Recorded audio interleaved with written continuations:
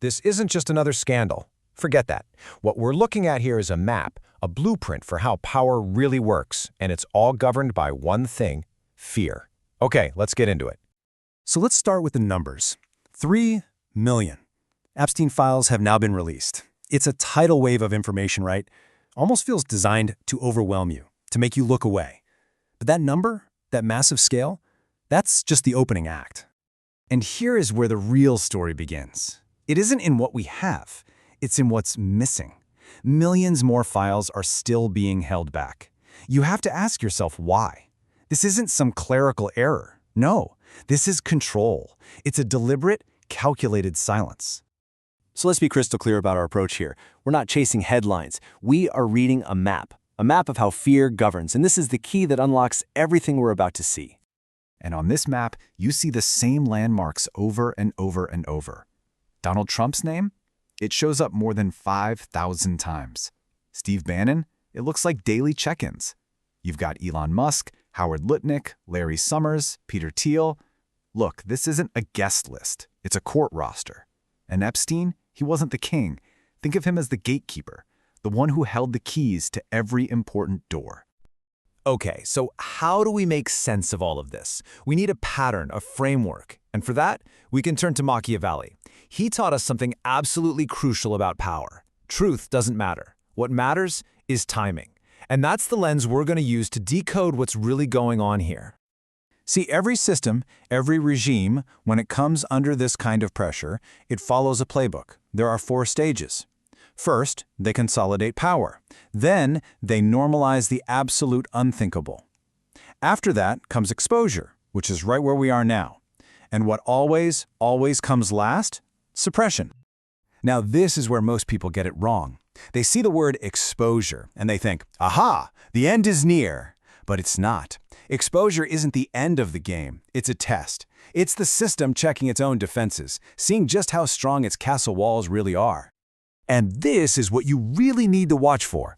When you see powerful people start contradicting themselves, openly, shamelessly, that's not a mistake. That's a message. It's them telling you, we know you see this, and we don't care, because you're completely powerless to do anything about it. All right, let's shift from the abstract pattern to the cold, hard proof. When you actually read through the files, the text messages, the emails, they don't sound like desperate people trying to hide secrets. They read like a business calendar, just routine, day-to-day stuff. And honestly, that's the most disturbing part of all. Here's a perfect example of that open contradiction we were just talking about. Donald Trump's public claim: haven't had any contact with Epstein since 2004. But what do the files say? They show multiple points of contact in 2012. You see, it's not about hiding the lie. It's about showing you they can get away with it. And just look at how this normalization plays out in their communications. Epstein suggests to Steve Bannon that Donald Trump should come by for a massage. Just casual, like ordering a pizza. Epstein himself claims he's being consulted on who should be the next Treasury Secretary. He even says he made calls to the Treasury Department from a prison cell. This is what access looks like when there are no rules. Then you find this, a single word, just sitting there in an email. Whoops. That's it. And it just hangs in the air. And then you get the context. Someone, we don't know who, gives Jeffrey Epstein permission to kill a person. And his reply, not no, not shock, not anything you'd expect, just whoops, as if murder is a typo. This is the language of a man who believes he is totally, completely above any consequence. And it doesn't stop there. That word, it shows up again. It's almost like a signature. The wife of Robert F. Kennedy Jr. is found dead. The autopsy shows signs of a struggle. And Epstein's response, logged in his records, that same chilling word, whoops. The casual dismissal of human life becomes routine. It's fully, utterly normalized. So in the middle of all this casual horror, you have this declaration from a woman known as Tiffany Doe. It's a legal document, sworn under penalty of perjury. In it, she says she personally saw Donald Trump threaten people with death, with disappearance. She details witnessing abuse by both Epstein and Trump. And she finishes by stating she knows that just by signing this paper, her life is now in danger. This is the other side of the coin. This is what real fear looks like. So, what happens when a system this powerful gets exposed? Does it shatter? No. It adapts. It rearranges the pieces on the board. The goal is no longer to look good. The goal is simply to survive. It makes you ask a really basic question, right? Whose job is it to protect the victims in all of this? Because when you look at the actions of the Department of Justice, the answer is, well, it's unsettling. Key files that allege these calendar parties involving Donald Trump, they get withheld. But unredacted photos of underage victims, those get released to the public.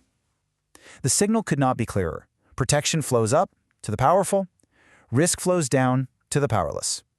You have to understand, a court like this doesn't run on laws. It runs on loyalty. And you can actually map it.